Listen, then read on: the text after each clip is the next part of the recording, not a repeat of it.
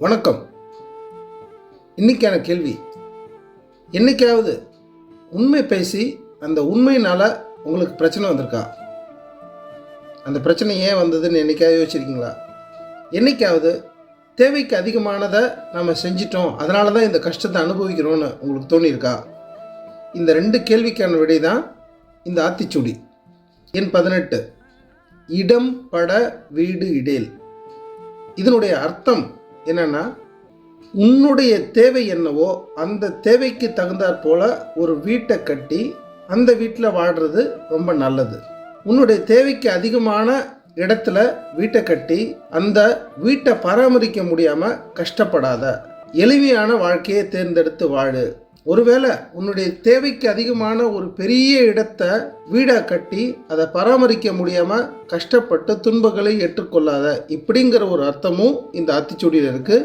அதே போல் இடம் பட அப்படிங்கிற அந்த இடம் அப்படிங்கிறது வெறும் நிலத்தையோ ஒரு இடத்தையோ குறிக்கிறது இல்லை.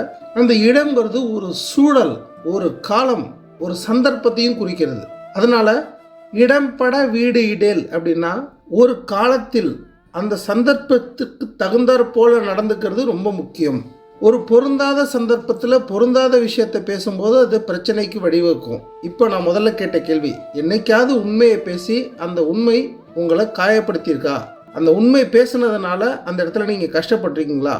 இடம்பட வீடு இடேல், சூழலை அறிந்து செயல்படு, சூழலை அறிந்து பேசு அப்படிங்கிறதா இந்த இடத்துல ரொம்ப முக்கியம். அதே குடும்பம் உண்மையாக இருக்கும். குழந்தைங்கள்கிட்ட நம்ம உண்மையிலே புத்தி சொல்லணும்னு ஆசைப்பட்டிருக்கலாம். அந்த குழந்தைக்கு பலருக்கு முன்னாடி கண்டிக்கும் பொழுது அந்த குழந்தைய அது ரொம்ப காயப்படுத்தும். அது உண்மைதான், அந்த குழந்தைக்கு நன்மை தான்.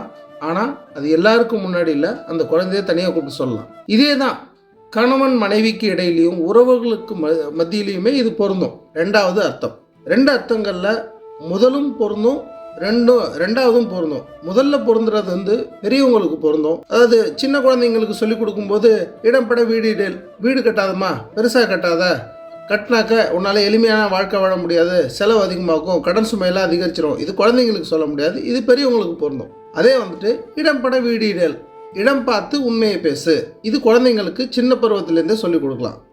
ரொம்ப முக்கியமான ஆத்திச்சூடி வரி. மீண்டும் ஒரு ஆத்திச்சூடியோட உங்களை சந்திக்கிற வரைக்கும் விடைபெறுவது உங்களில் ஒருவன் நான்.